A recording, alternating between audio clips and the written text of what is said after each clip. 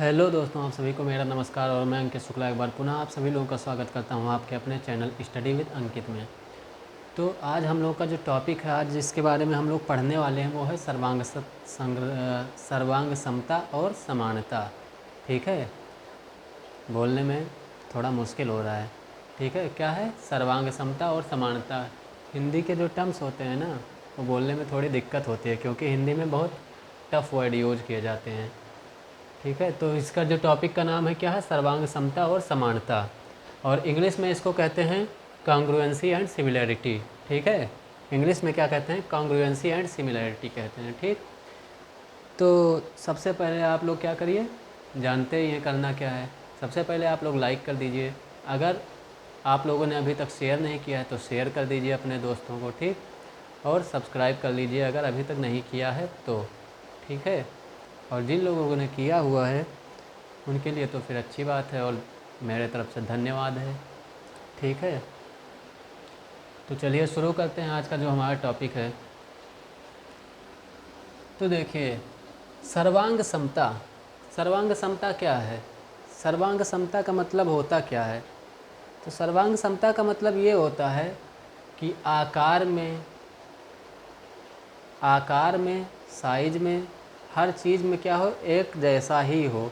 ठीक है, चाहे वो देखने में हो, चाहे उसका आकार, अगर उसका आकार त्रिभुजाकार है तो दूसरा वाला भी त्रिभुजाकार होना चाहिए। अगर वो इतना बड़ा है तो दूसरा वाला भी इतना बड़ा ही होना चाहिए। कहने का मतलब ये है कि same size and same shape, मतलब एक ही आकार और एक ही माप का होना चाहिए। ठीक, कहने का मतलब क्या है कि एक ही आकार और एक ही माप का होना चाहिए। ठीक है, अब जैसे एक और चीज़ जान लीजिए कि दोनों, अगर हम दो चीज़ों में या दो वस्तुओं में, कोई भी ऐसी दो वस्तुएं हैं जिनमें हम क्या कर रहे हैं, कंपैरिजन कर रहे हैं, जिसको हम ये कहना चाह रहे हैं कि ये सर्वांग सम हैं, तो अब वो इस तरह से होंगी कि अगर हम एक को दूसरे के ऊपर रखें तो क्या होगा, चाहे हम इधर से देखें तो भी वो क्या होगा कि पूरे तरह से ढका हुआ होगा दूसरा वाला जो होगा पीछे वाला, और चाहे हम इधर से देखेंगे तो भी क्या होगा, दूसरा वाला ढका हुआ होगा पीछे की तरफ से। ठीक, जैसे ये मेरे जो हाथ हैं ये क्या है, सर्वांग सम ही तो हैं। क्यों हैं, क्योंकि अगर मैं इसको ऐसे एक के ऊपर दूसरा रख दूं तो इधर से अगर आप देखेंगे तो दूसरा वाला हाथ नहीं दिखेगा, ढका हुआ है। ठीक, पंजा जो है, ठीक है, ढका हुआ दिखेगा। अगर मैं इसको इधर से दिखाऊंगा तो भी क्या है, बिल्कुल सेम शेप का है, बिल्कुल सेम साइज का है। ठीक, तो क्या है, कोई भी दो चीज़ें होंगी तभी वो सर्वांग सम होंगी जब, कहने का मतलब है एक के ऊपर दूसरा क्या हो, अध्यारोपित हो, मतलब दूसरे को ढक ले। ठीक है, क्या होना चाहिए, दूसरे को वो ढक ले। मारकर कहाँ फेंक दिए ने यार, ये लो, हाँ मिल गया। ठीक, तो उसको हम कहते हैं सर्वांग सम। और समानता क्या होता है, समानता मतलब आकार तो उसका एक जैसा ही होगा। अगर वो त्रिभुज होगा तो वो भी त्रिभुज होगा, अगर वो वर्गाकार है तो वो भी वर्गाकार है, अगर वो बेलन के शेप का है तो ये भी बेलन के शेप का रहेगा। ठीक, लेकिन अंतर क्या रहेगा, साइज का। किसका अंतर रहेगा, उसका जो माप होगा वो अलग होगा। जैसे अब मान लीजिए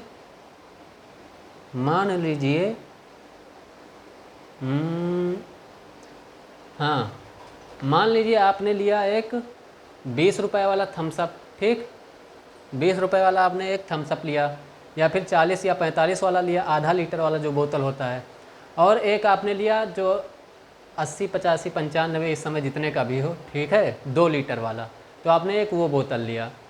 अब देखिए, बोतल दोनों एक ही तरह से हैं, बिल्कुल दोनों क्या होंगे, बोतल एक ही तरह से होंगे, आकार उनका जो होगा एक ही तरह से होगा, कंपनी भी उनकी एक ही है। ठीक, आकार उनका एक ही तरह से होगा, तो लेकिन डिफरेंस क्या होगा, उसका जो साइज़ है वो छोटा होगा, आधा लीटर वाला छोटा होगा और जो 2 लीटर वाला है वो बड़ा साइज का होगा।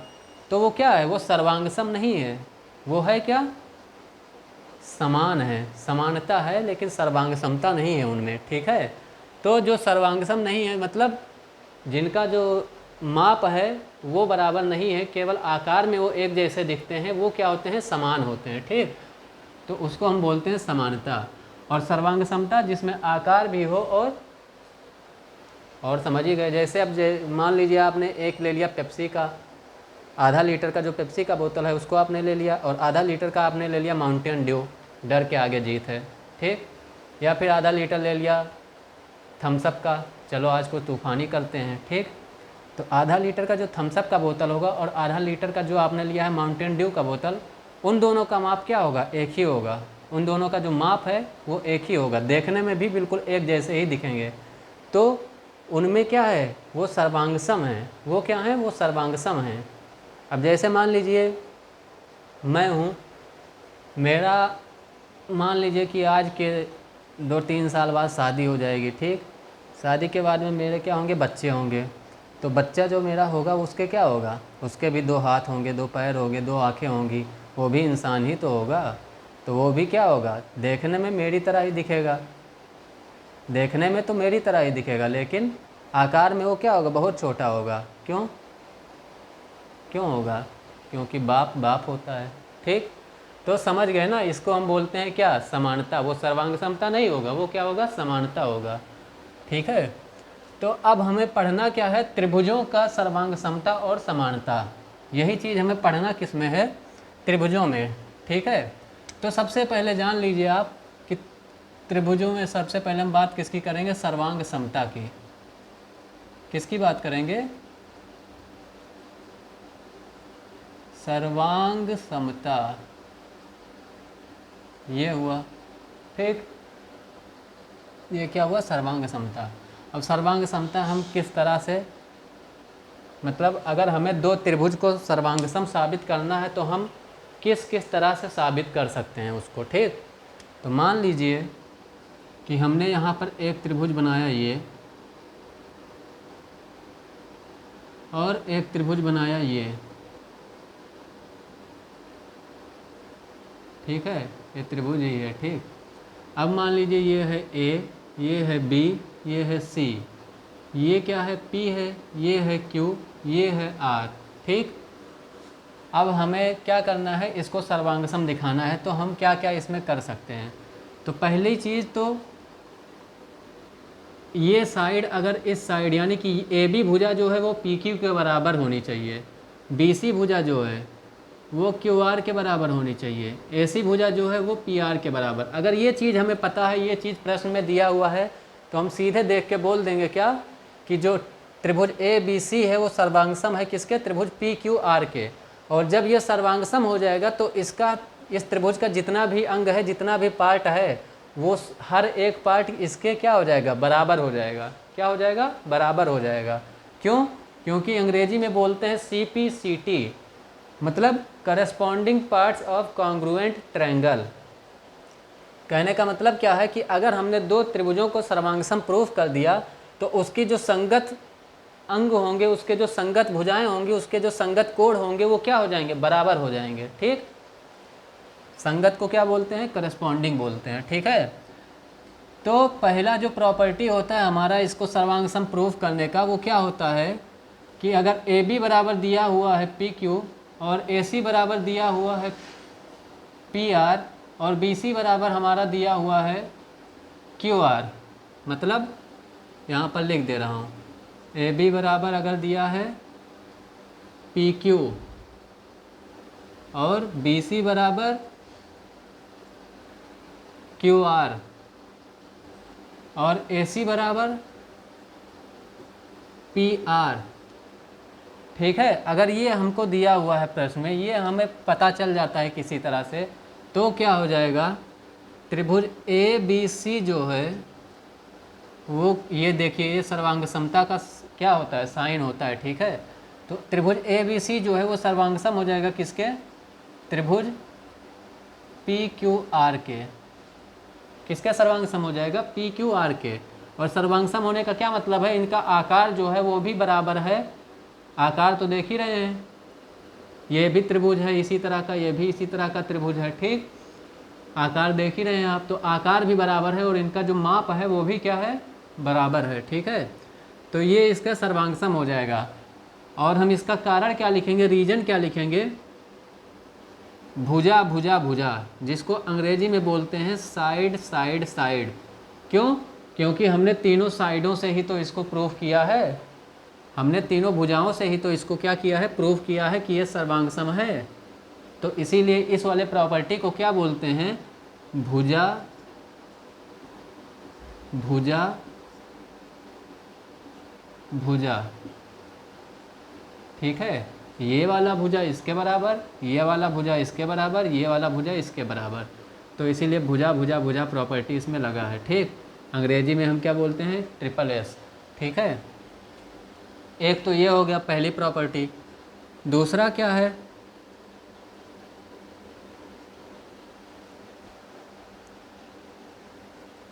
दूसरा मान लीजिए कि हमारे पास फिर से क्या है, एक त्रिभुज है ए बी सी और दूसरा है पी क्यू आर। ठीक, ये है ए, ये है बी, ये है सी, ये है पी, ये है क्यू, ये है आर। ठीक है, अब हमें क्या पता है कि ए बी जो है वो पी क्यू के बराबर है। ठीक है, और बी सी जो है वो क्यू आर के बराबर है। ठीक है, और इनके बीच का जो कोण है, ये वाला कोण, ये कोण ए बी सी, ये किसके बराबर है, कोण पी क्यू आर के। समझ रहे हैं, जो ये वाली भुजा है वो बराबर है किसके, इस वाली भुजा के, और जो ये नीचे वाली भुजा है वो बराबर है किसके, इसके नीचे वाली भुजा के। ठीक, और जो इन दोनों के बीच में कोण बन रहा है, ये वाला कोण, ठीक है, इस जो भुजा बराबर है दोनों, उन दोनों के बीच में जो कोण बन रहा है, ये वाला कोण, ये बराबर होना चाहिए किसके, इस वाले कोण के। ठीक, मतलब कि अगर हमें ये पता है किसी तरह से कि इस त्रिभुज की कोई भी दो भुजाएं इस त्रिभुज के किसी भी दो भुजाओं के बराबर है, और उन दो भुजाओं के बीच में जो कोण है वो भी क्या है, उसके उन दो भुजाओं के बीच में जो कोण है उसके बराबर है, तो क्या हो जाएगा, त्रिभुज सर्वांगसम हो जाएगा। ठीक है, तो ज़रूरी नहीं है कि यही दो भुजाएं हैं, ये दो भुजाएं भी हो सकती हैं और इनके बीच का भी कोण हो सकता है, ये दो भुजाएं इनके बीच का, ठीक, ये दो भुजाएं हो सकती हैं, ये दो भुजाएं हो सकती हैं और इनके बीच का कोण हो सकता है। ठीक है, ये तो मैंने ऐसे उदाहरण के लिए आपको समझाने के लिए बनाया है। ठीक, तो अगर हम इसमें मान लें तो क्या हो जाएगा, ए बी अगर हमको दिया हुआ है पी क्यू के बराबर और कोण ए बी सी दिया हुआ है कोण पी क्यू आर के बराबर, कोण ए बी सी, ये कोण का साइन है। ठीक है, कोण ए बी सी दिया हुआ है कोण पी क्यू आर के बराबर, और बी सी जो है वो दिया है क्यू आर के बराबर, बी सी जो है वो दिया हुआ है क्यू आर के बराबर। ये इतनी चीज़ें अगर हमको ज्ञात हैं तो हम क्या कह सकते हैं कि ट्रायंगल जो त्रिभुज ए बी सी है वो सर्वांगसम है किसके, त्रिभुज पी क्यू आर के, किसके, त्रिभुज पी क्यू आर के। और इसमें कौन सी प्रॉपर्टी लगेगी, उस प्रॉपर्टी का नाम है भुजा कोण भुजा। ठीक है, दो भुजा के बीच में कोण, तो उसका क्या नाम है, साइड एंगल साइड, और हिंदी में क्या बोलते हैं, भुजा कोण भुजा। ठीक है, समझ रहे हैं ना, तो ये दो प्रॉपर्टी हो गई। ठीक, आपको पता चल गया कितना, दो प्रॉपर्टी। ठीक है, आपको पता चल गया सर्वांग समता का दो प्रॉपर्टी। ओके, अब सर्वांग समता के लिए दो प्रॉपर्टी और होती हैं, साइड एंगल साइड हमने बता दिया है। अब कौन सा बचा है, एंगल साइड एंगल, मतलब कोण भुजा कोण। क्या होता है, कोण भुजा कोण क्या होता है, कोण भुजा कोण। क्या करने जा रहा समय, तीसरा प्रॉपर्टी बताने। तो मान लीजिए फिर से हमारे पास क्या है, दो त्रिभुज है। ठीक, इसका नाम जानते ही हैं आप लोग, अब तो आदत पड़ गई होगी, ए बी सी, और इसका नाम पी क्यू आर। ठीक है, ये दो हैं। अब इसमें हम कह रहे हैं कि हमारे पास ये वाला जो कोण है ए वाला, ठीक, ये दिया हुआ है कोण पी के बराबर। क्या दिया हुआ है? कोण ए जो है वो कोण पी के बराबर दिया हुआ है। और ये जो बी सी, सॉरी, ये जो कोण बी है, ये वाला कोण, ये दिया हुआ है हमें किसके बराबर? कोण क्यू के बराबर।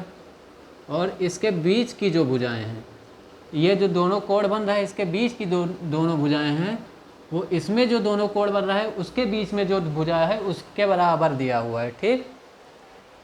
ये तीन चीज़ें अगर हमको बराबर हैं तो हम क्या कह सकते हैं कि ये जो त्रिभुज है ये इसके सर्वांग सम है। सर्वांग समता प्रूफ करने के लिए हमें तीन चीज़ों का पता होना ज़रूरी होता है, ठीक।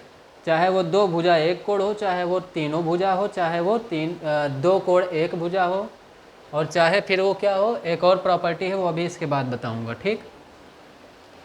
तो इसमें क्या दिया हुआ है, अब चाहे ये दोनों कोण हो सकता है कि दिया हो और उसके बीच में की भुजा दी हो, ठीक है, चाहे ये दोनों कोण दिया हो इसके बीच की भुजा, और ज़रूरी नहीं है कि आपको ये सीधा सीधा ही दिया हो कि ये इसके बराबर है, ये इसके बराबर है, ऐसा ज़रूरी नहीं है। उसमें कुछ ऐसा प्रॉपर्टी भी दे दिया जाएगा जिससे आपको खुद समझना पड़ेगा कि हाँ अगर ये प्रमेय लगेगा तो ये इसके बराबर हो जाएगा, ठीक है।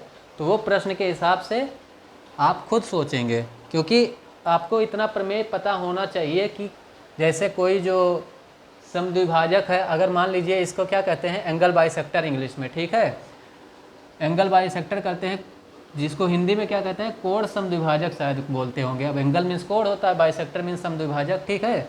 तो वो क्या होगा, अगर मान लीजिए यहाँ से ड्रॉ हो रहा है, ये सीधे इस वाले लाइन पे अगर आ रहा है तो इसका मतलब क्या हो जाएगा कि ये वाला जो कोण है, ये लाइन क्या कर रही है, इस वाले कोण को दो बराबर भाग में बांट रही है, ठीक है। तो अगर कहीं एंगल बाइसेक्टर यानी कि कोण समद्विभाजक दिया हुआ है तो आप ये समझ जाइएगा, ठीक।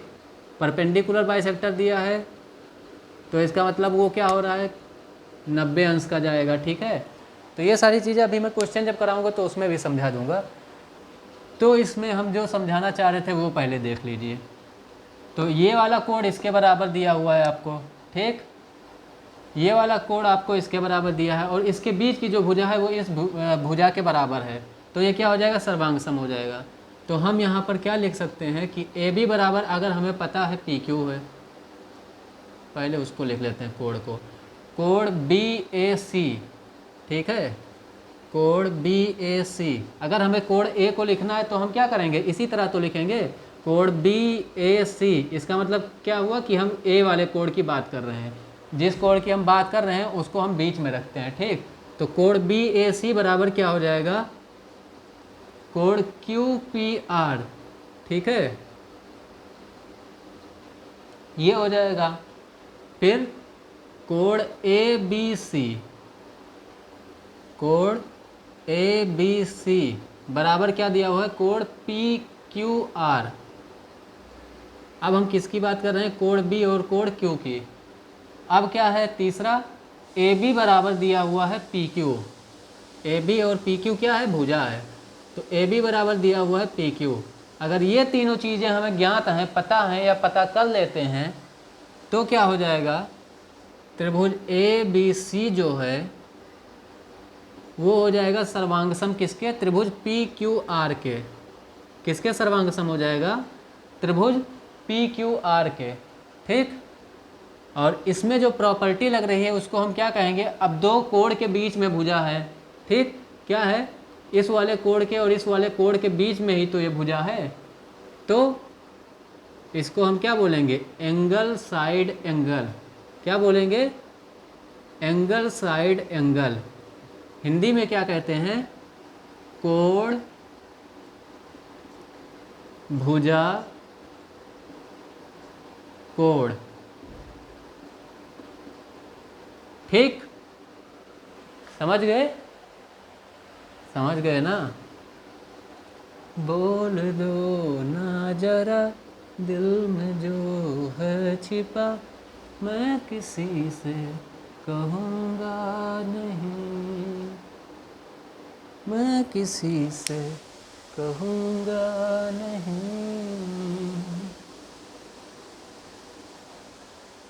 अब जो हमारे पास चौथी प्रॉपर्टी है वो क्या है, वो स्पेशल प्रॉपर्टी है थोड़ी, ठीक है। वो प्रयोग की जाती है किसके लिए, समकोण त्रिभुज के लिए। किसके लिए प्रयोग की जाती है, समकोण त्रिभुज के लिए। तो मान लीजिए एक ये समकोण त्रिभुज दिया हुआ है आपको, ए बी सी, ठीक है, और एक ये समकोण त्रिभुज दिया हुआ है आपको। देखिए ज़रूरी नहीं है कि एक ही साइड से हम इसको इधर से भी बना सकते हैं, ठीक है। बस होना क्या चाहिए कि अगर हम इसको पलट कर रखें तो ये क्या हो, बिल्कुल इसी साइज़ का हो। अगर इस ट्रायंगल को हम उठा के इस पर रखें तो बिल्कुल इसी साइज़ का होना चाहिए सर्वांग समता में, ठीक। अगर इसको हम उठा के इस पर रखेंगे तो ये क्या होगा, बिल्कुल ढक जाएगा पीछे वाला, ठीक है। तो यही होता है सर्वांग समता में, PQR, ठीक है। अब इसमें क्या है, ये जो कोण B है ये क्या है 90 अंश का, और इसमें जो कोण R है वो क्या है 90 अंश का। इसको हम क्या बोलते हैं, हाइपोटेन्यूस बोलते हैं इंग्लिश में, और H से रिप्रेजेंट या डेनोट करते हैं, ठीक है। इसको जो बड़ी वाली साइड होती है क्या बोलते हैं, हाइपोटेन्यूस बोलते हैं, और H से डेनोट करते हैं। और हिंदी में क्या बोलते हैं, हिंदी में बोलते हैं हम कर्ण, और K से हम लिख सकते हैं इसको, ठीक। हिंदी में क्या बोलते हैं, कर्ण बोलते हैं। जो नीचे वाली साइड है उसको जानते हैं आप लोग क्या बोलते हैं, आधार बोलते हैं हिंदी में, और अंग्रेजी में बोलते हैं बेस, ठीक है। हिंदी में क्या बोलते हैं, आधार, और अंग्रेजी में बोलते हैं बेस। और इसको क्या बोलते हैं, इसको बोलते हैं हिंदी में लंब बोलते हैं, और अंग्रेजी में क्या बोलते हैं, अंग्रेजी में बोलते हैं परपेंडिकुलर। क्या बोलते हैं, परपेंडिकुलर या फिर लंब, ठीक। अब देखिए जो ब्रैकेट में लिखा है वो हिंदी वाला टर्म है, और जो ब्रैकेट के बाहर लिखा हुआ है वो इंग्लिश में जो बोलते हैं, ठीक। अब देखिए इसमें आपको क्या दिया हो, इसमें आपको अगर ये दिया हुआ है कि कर्ण जो है, क्या, कर्ण यानी कि ये जो बड़ी वाली साइड है यानी कि हाइपोटेन्यूस जो है, अगर इस त्रिभुज का कर्ण जो है वो इस त्रिभुज के कर्ण के बराबर है, कहने का मतलब कि अगर ये वाली भुजा इस वाले भुजा के बराबर है, और इन दोनों में से कोई भी एक भुजा बराबर दे दी जाती है इन दोनों में से किसी भी एक भुजा के, ठीक है। यानी कि अगर आपको इन दोनों भुजाओं में से किसी एक के बारे में भी पता है ये कि ये वाली भुजा इसके बराबर होगा, या ये वाली भुजा इसके बराबर होगा, या फिर ये भुजा इसके बराबर होगा, या फिर ये भुजा इसके बराबर होगा, अगर ये आपको पता है तो क्या हो जाएगा, ये जो त्रिभुज है ये क्या हो जाएगा, सर्वांगसम हो जाएगा। और वो जो प्रॉपर्टी होता है वो कौन सा लगेगा, उस प्रॉपर्टी को हम बोलते हैं RHS बोलते हैं, ये अंग्रेजी में क्या बोलते हैं, RHS। R का मतलब होता है राइट, H का मतलब होता है हाइपोटेन्यूस, S का मतलब होता है साइड, ठीक है। और हिंदी में क्या बोलते हैं, समकोण, कोण, कर्ण, और S का क्या मतलब होता है भुजा, ऐसे कुछ होता है, ठीक है। क्या होता है भाई, समकोण, कोण, कर्ण, भुजा, प्रतिबंधित, ऐसे कुछ था, ठीक है। तो ये बोलते हैं, इंग्लिश में क्या बोलते हैं RHS। आप लोग क्या लिखिएगा, RHS लिखिएगा, ज़्यादा सही लगेगा, हिंदी वाला बहुत अजीब है टर्म, ठीक है। तो आप RHS लिख देंगे तो समझ जाएंगे। RHS का मतलब क्या है, राइट हाइपोटेन्यूस साइड, ठीक है। तो इसका जो कहने का मतलब है कि अगर ये कर्ण आपको दिया हुआ है इस कर्ण के बराबर है, और अगर आपको दे दिया जाए कि ये वाली भुजा इस वाले भुजा के बराबर है, या फिर इस भुजा के बराबर है, या फिर आपको ये दिया हो दोनों में से कोई भी एक भुजा और इन दोनों में से किसी भी एक भुजा के बराबर दे दी जाए, तो क्या हो जाएगा, ये जो त्रिभुज है ये सर्वांगसम हो जाएगा, ठीक। तो मैंने मान लिया क्या कि AC जो है क्या, अब जैसे ये चीज़ दिया ही है कि ये त्रिभुज जो है वो समकोण त्रिभुज है, ठीक। तो इस समकोण त्रिभुज में AC जो है वो दिया हुआ है किसके, PQ के बराबर, ठीक है। ये प्रॉपर्टी RHS वाली केवल समकोण त्रिभुज के लिए है, ये बात ध्यान रखिएगा।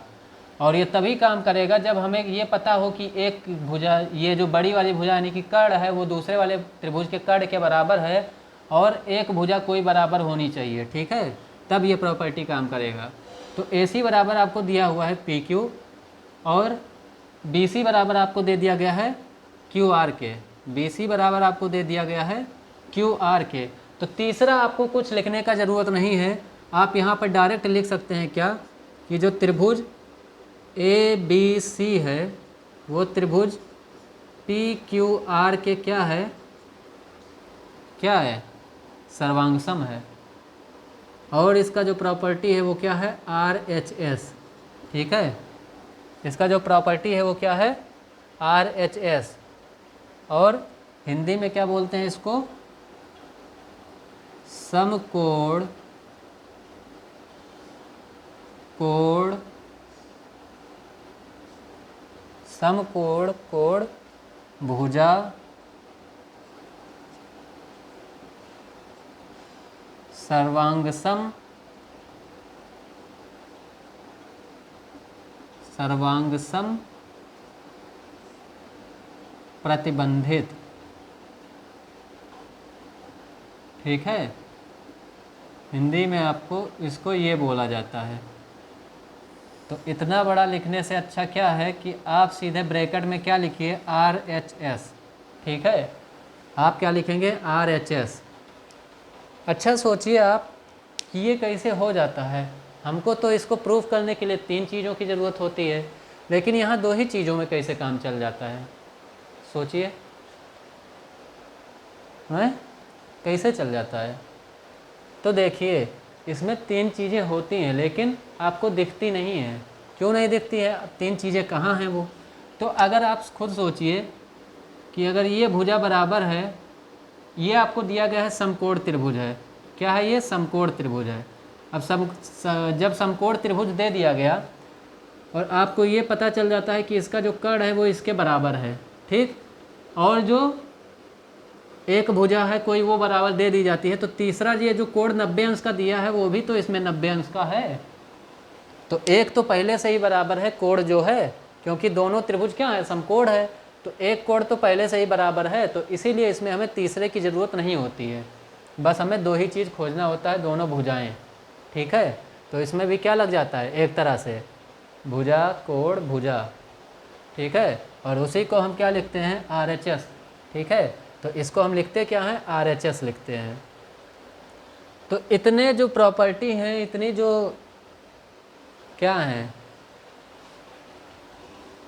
सर्वांगसम प्रूफ करने के लिए क्या है, प्रॉपर्टी ही है और क्या है, ठीक है। इतने चीज़ों का आपको क्या होना चाहिए, पता होना चाहिए, ठीक है। कौन कौन से हैं, कौन कौन से हैं, एक तो हो गया क्या, साइड साइड साइड, दूसरा क्या हो गया, दूसरा क्या हो गया,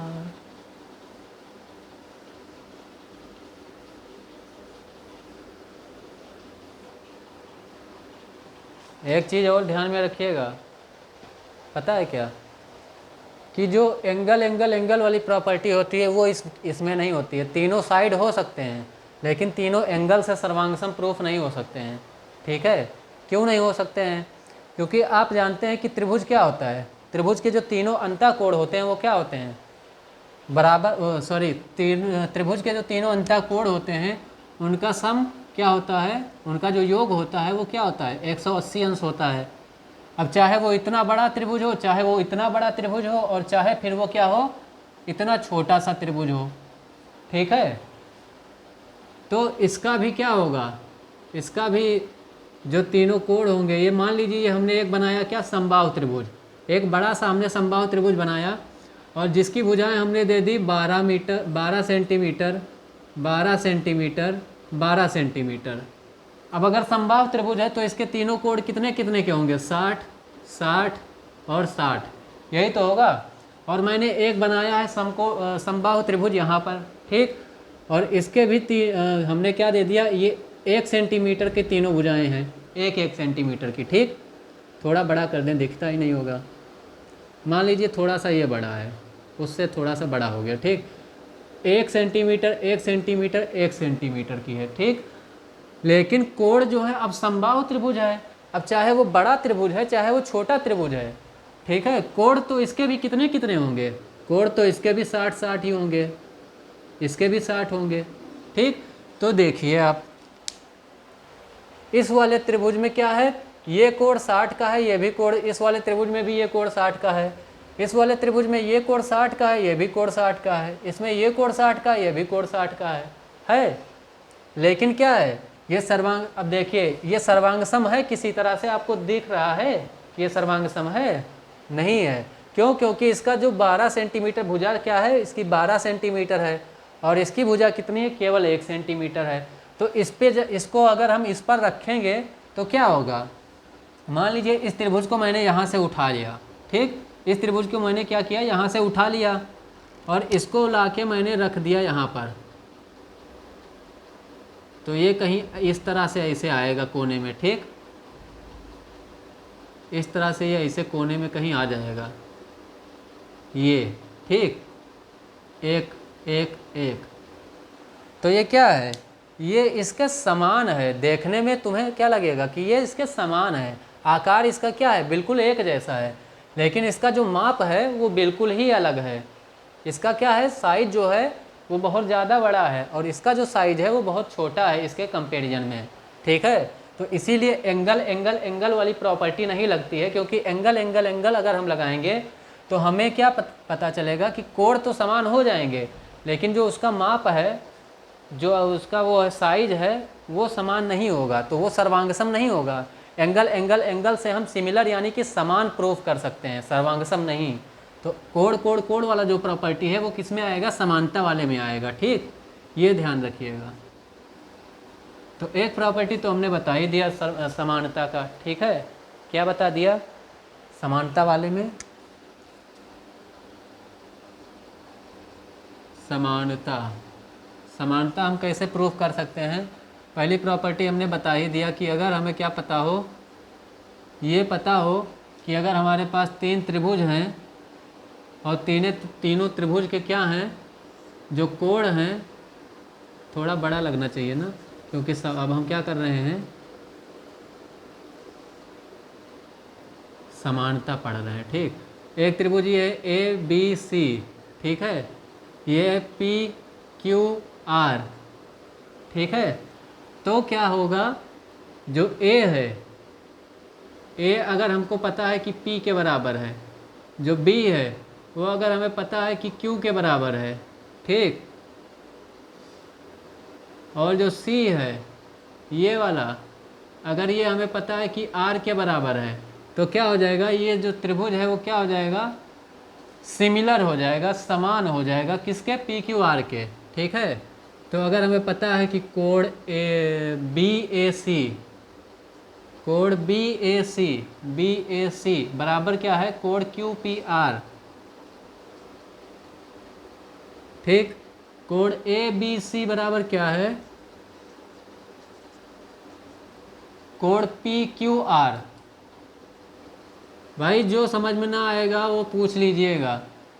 कोण ACB बराबर क्या है, ACB बराबर क्या है, कोण PRQ, क्योंकि हमारा उद्देश्य आपको समझाना ही है, ठीक है। इसीलिए हम कॉन्सेप्ट से स्टार्ट करते हैं, क्वेश्चन से नहीं, ठीक।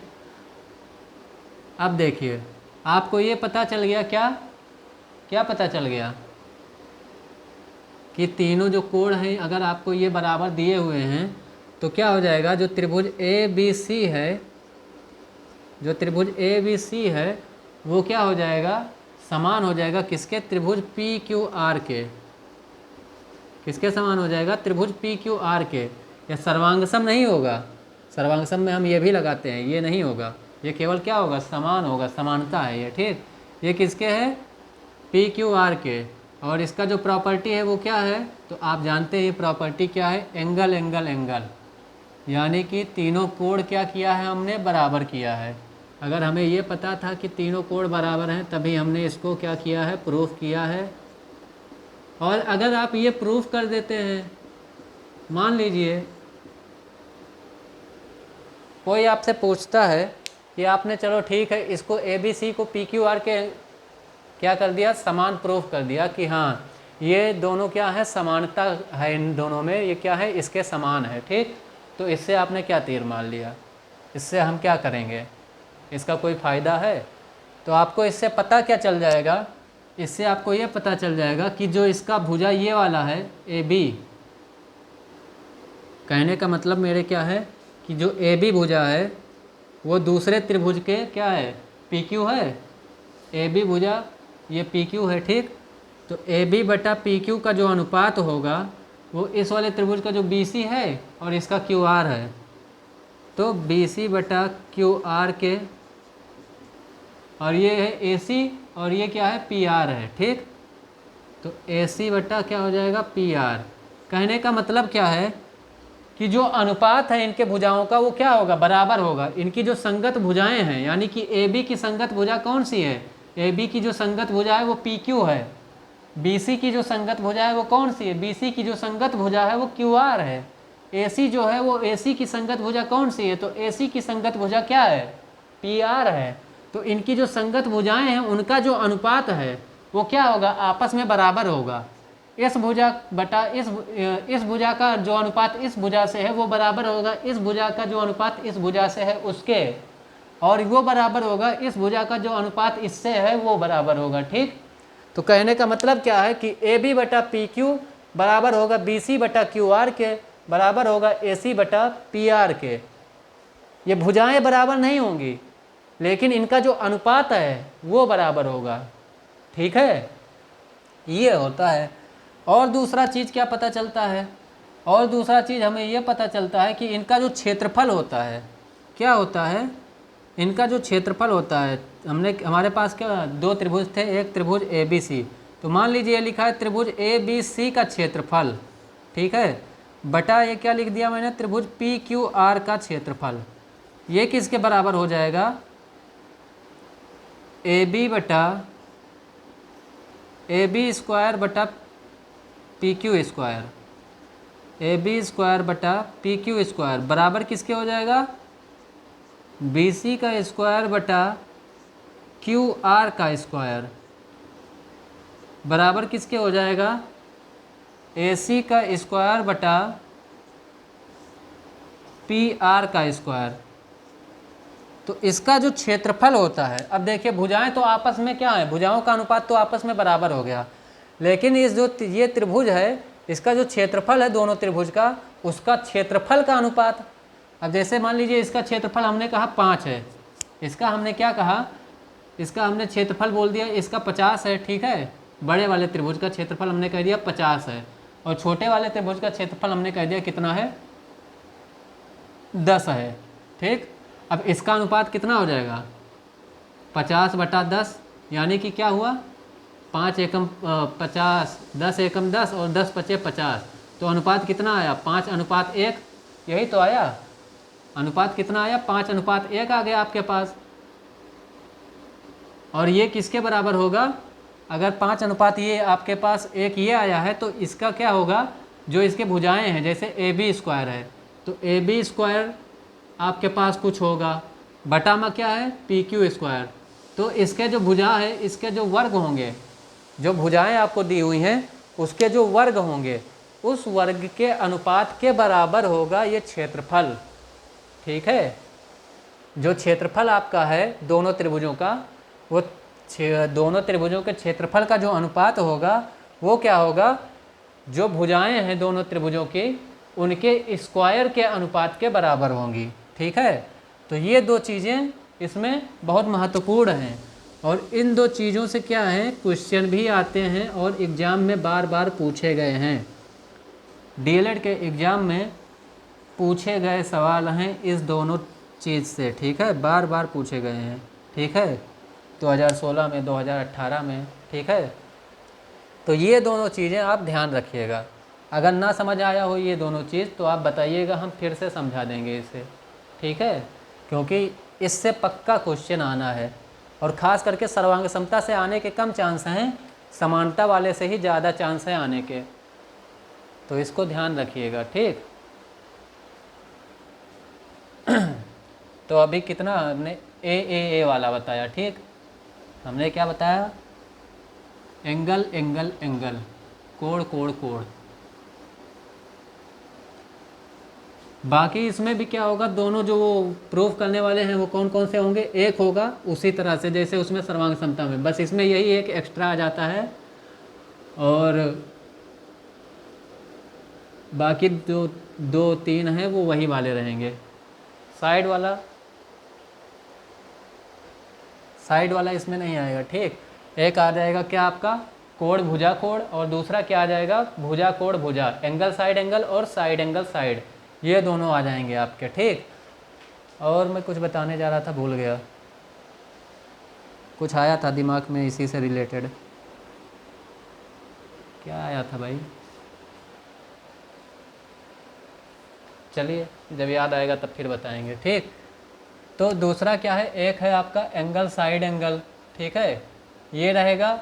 और दूसरा क्या है, साइड एंगल साइड, ये रहेगा, ठीक। और तीसरा आपको पता चल गया कौन सा है, एंगल एंगल एंगल, ये है। मैं बताने जा रहा था कि अगर दो त्रिभुज आपके पास हैं और वो सर्वांगसम हैं, ठीक है, ये थोड़ा ध्यान दीजिएगा। अगर मैं आपसे पूछूं कि क्या दो सर्वांगसम त्रिभुज समान हो सकते हैं, मतलब अगर हमें ये पता है कि त्रिभुज ए बी सी जो है वो क्या है, त्रिभुज पी क्यू आर के सर्वांगसम है, ठीक है, तो क्या ये कथन सत्य होगा कि त्रिभुज ए बी सी जो है वो उसके समान भी है त्रिभुज पी क्यू आर के, क्या ये सही होगा, बताइए, आप कमेंट करिए तब हम बताएंगे, ठीक।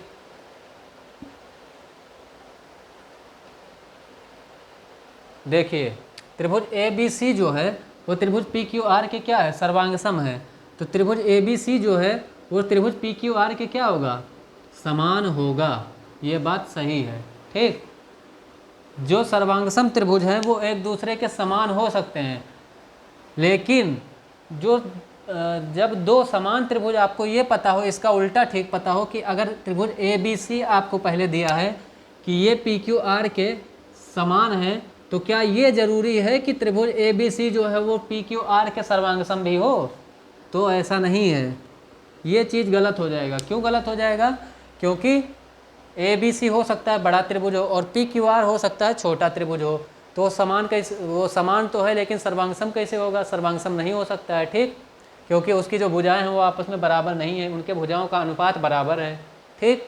और अगर आपके पास ये दिया हुआ है कि त्रिभुज ए बी सी जो है वो क्या है, त्रिभुज पी क्यू आर के बराबर है, और आपने कहा कि ए बी सी जो है वो पी क्यू आर के बराबर है, सॉरी समान है, अगर आपने ये बोला है तो ये किस आधार पे बोला, तो देखिए सर्वांगसम त्रिभुज समान हो सकते हैं, क्यों हो सकते हैं, क्योंकि उनके जो भुजाओं का अनुपात होगा वो कुछ नहीं होगा तो 1:1 तो होगा ही ना, अगर वो बराबर भी होंगे, उनका सब कुछ बराबर होगा तो भी उनमें क्या है, एक निश्चित अनुपात है, और वो निश्चित अनुपात क्या है, 1 का अनुपात है, जो कि हमें दिखाई नहीं दे रहा है, ठीक।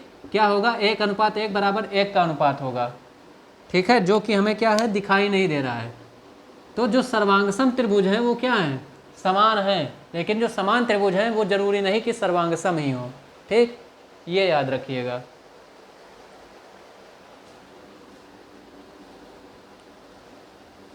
कुछ अभी इतना इसका कॉन्सेप्ट था, ठीक है, बाकी इस पे आधारित जो है वो क्वेश्चन होते हैं, क्या होते हैं, क्वेश्चन। टाइम देख लें कि कितना हो गया है, आप लोग भागने लगते हैं ना, 44-45 मिनट हो गया है, और क्वेश्चन हमारे पास ज़्यादा हैं, कम से कम कितने, 7 क्वेश्चन हैं, कितने हैं, 7 क्वेश्चन हैं, और 7 क्वेश्चन अगर मैं समझा के करवाऊँगा तो कम से कम 1 घंटा तो कम से कम लगेगा। तो आज का हम ये टॉपिक जो है यहीं पे ख़त्म कर दे रहे हैं, ठीक।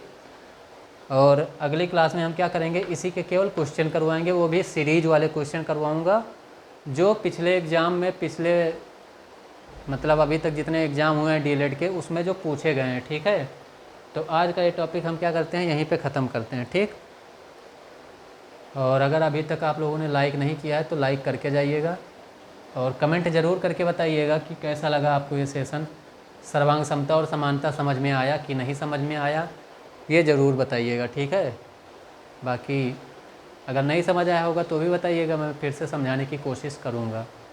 ठीक, और प्रैक्टिस करिएगा आप लोग, इसके जो है क्वेश्चन वो सॉल्व करने की कोशिश करिएगा। अगर कर लेते हैं तो अच्छी बात है, अगर नहीं कर पाते हैं तो अगले क्लास में हम करवाएंगे ही। ठीक है, तो आज की क्लास का यहीं पे करते हैं द एंड। मिलते हैं एक छोटे से ब्रेक के बाद। तब तक के लिए आप लोग हंसते रहिए, मुस्कुराते रहिए और देखते रहिए स्टडी विद अंकित। धन्यवाद।